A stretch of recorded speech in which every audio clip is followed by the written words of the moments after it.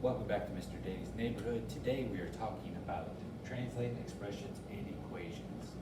All right, three key words today: variable, expression, and equation. All right, if you've never seen these words before, good. All right, so a variable is just a unknown letter in an expression or an equation. So you can use any letter. The one you typically see is X. That is a variable. All right, it could be any letter you want. It could be A, Y, whatever you want. Now sometimes you'll see numbers in front of it. 4x. You'll see numbers underneath it. A divided by 2. Sometimes you'll see it raised to an exponent. All right, but that's all a variable is. It is an unknown quantity in these terms, or expressions or equations. All right, these are all considered terms. All right, this is one term, this is one term, this is one term. So an expression is when you take two of these and you put something between them. So 4x minus y squared, right? Now that is an expression. Now you might be asking yourself, what is the difference between an expression and an equation? It's very simple. So the actual definition of an equation is a mathematical statement that shows two expressions are equal. It has an equal sign. So the big difference between an expression and an equation is an equation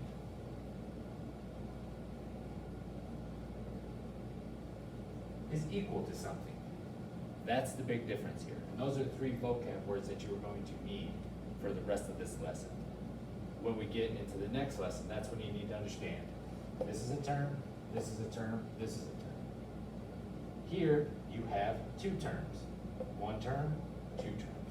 So in this expression, you have two terms. In this equation, you have one term, two terms, three terms. But we'll get into that more later. Now we're going to talk about how to understand written math problems. Everybody doesn't always equate math problems with reading or any type of math. You think, I'm going to math, I just have to put these numbers together. That's not the case anymore.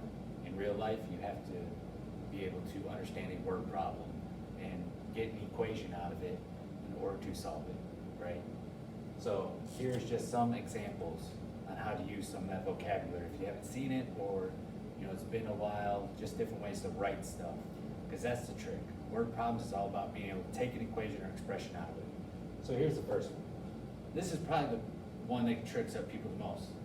You say 5 less than 7. All right, a lot of people want to write that 5 minus 7. But when you have less than, all right, or just than, you switch it around. So this is actually written as 7 minus 5. 7 minus 5, of course, is 2. Right? And this is an equation. Right? I'm going to write this one as an expression. So 17 subtracted from 60. Right? This is another tricky one, subtracted from. So when you see than and from, that usually means you have to switch it around. So this is written as 60 minus 17. Remember, when you see than and from, you switch it around. This is what? Is it an equation, expression? It's an expression because there's no equal sign. Right? 25 divided by 5. Right? Now there's a couple ways to write this. You can write this as 25 with the quotient sign divided by 5. There's also, the way you're probably going to see it more this year than you ever have before, is written as a fraction. Now everybody hates fractions, but all fraction is division. Okay? And the last way you'll see, which you'll rarely see, is 5 divided by 25. All right? These are all considered expressions. Why? Because they don't have an equal sign. 6 times 5. You can write this any way you want. All right, you can say 6 times 5, right? And a couple new ways that I don't know if you're familiar with or not.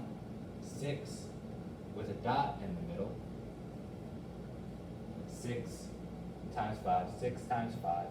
And a new way, which is most likely the way I'm going to write it throughout the year, is 6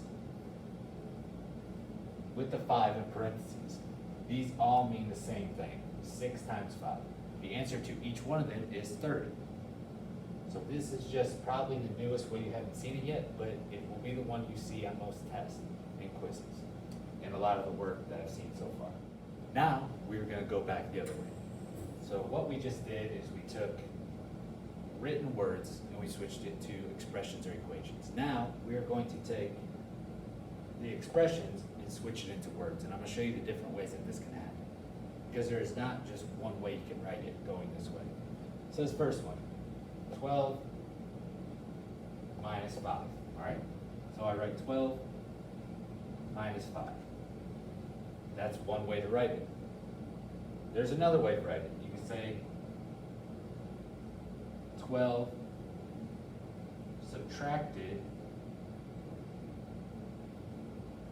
by 5. Means the same thing, it's still 12 minus 5. You could say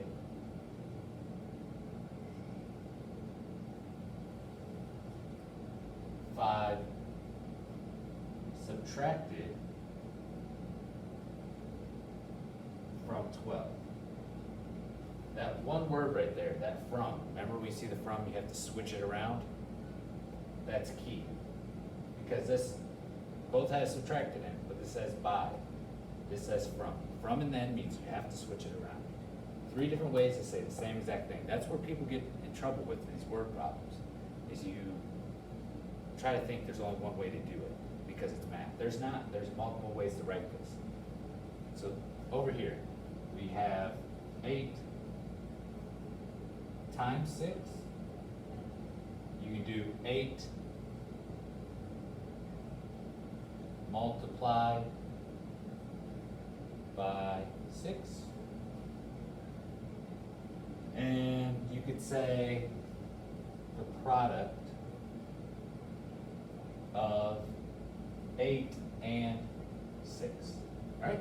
All ways to say the same exact thing. So when you're doing this, you have to switch it back and forth. Just understand that there's multiple ways to do it. Yours might not look the same as someone else when you do it, but it is the same thing. All right? And that ends this discussion on translating expressions and equations. I hope you understood it. These are just some examples that sort of go along with the problems that you have in Odyssey.